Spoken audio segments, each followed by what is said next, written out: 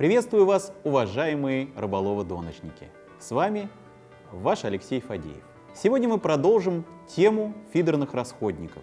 Я хочу показать вам одни из своих любимых фидерных застежек с вертлюжками. Уже неоднократно в своих передачах я касался темы использования аксессуаров от спиннингистов у фидеристов. То есть многие свои расходники, а именно застежки, вертлюжки, некоторые карабинчики, я беру у компаний, которые делают специальную аксессуарику для спиннингистов, а в частности для изготовления спиннинговых поводков.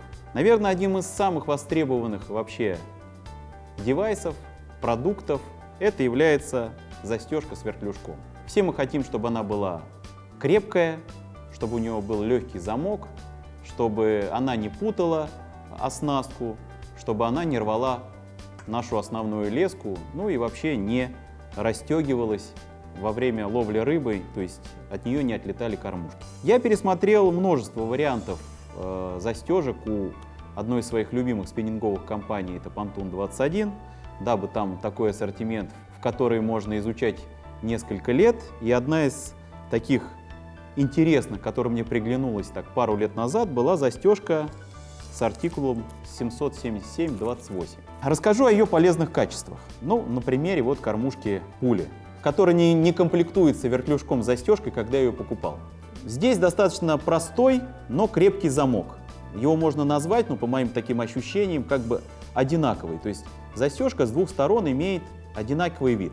То есть, видите?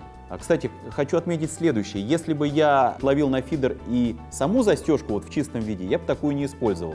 Потому что считаю, что вот именно сама чисто застежка, она в фидере не очень удобна. Удобные смещенные, то есть имеющие здесь сплюснутость, или застежки, у которых вообще здесь дополнительно закручено. Кстати, у Pontoon 21 такие есть. А вот при наличии вот такого крепкого вертлюжка, который имеет форму бочки, она как раз в самый раз. То есть она буквально идеальна. Такой длинный замок, который в данном случае позволяет мне очень быстро снять кормушку с этой застежки.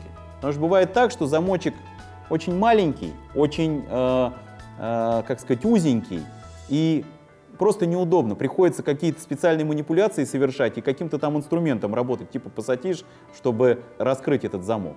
А здесь вот на любой модели, что ни возьми, будь то в самом маленьком размере, 10 или 8, да, будь то в размере большом, 6 или 7, все замки достаточно широкие и удлиненные. То есть пальцами руки, будь то такими крупными, ведь есть мужики с большими пальцами, или малюсенькими, с ним очень удобно работать. Потом второе, что меня радует, вот этот крючочек, который здесь фиксирует замок, он повернут вниз, что гарантирует мне, что мой поводок никогда не зацепится за него на вываживании, ну или там на перезабросе с наживкой.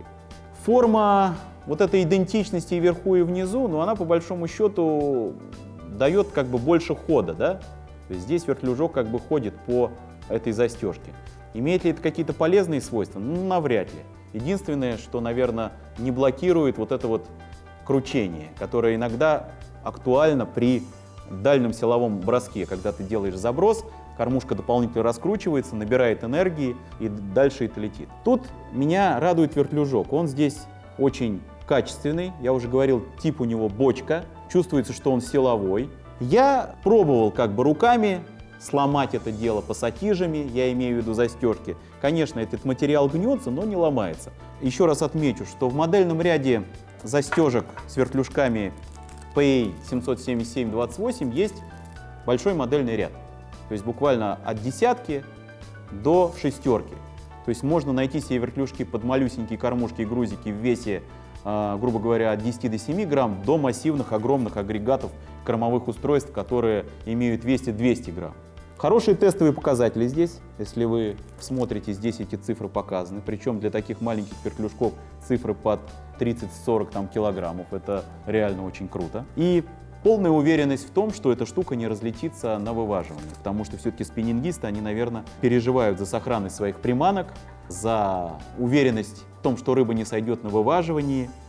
Поэтому, я думаю, Pontoon 21 вообще плохих вещей не делает. В заключение хочу сказать, что вообще вертлюжки с застежками я чаще всего использую на монтажах, где приходится использовать кормушки, у которых в конструкции не предусмотрен вертлюжок, ну, в конструкции самой кормушки.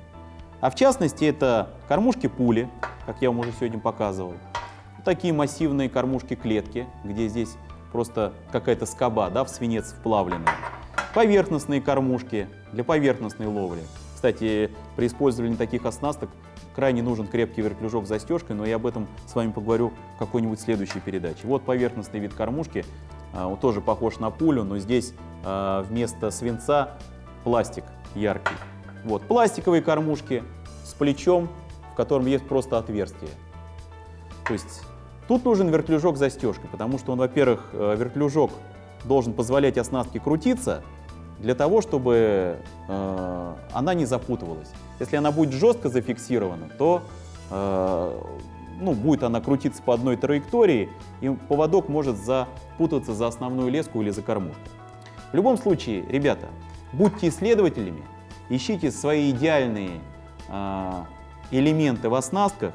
С хорошими вещами рыбалка всегда будет более результативной, потому что они вам самому будут нравиться. А от любви к тому, чем вы ловите, ребята, реально зависит величина и размер ваших трофеев. С вами был Алексей Фадеев. Увидимся на фидерных и карповых рыбалках. До новых встреч, друзья!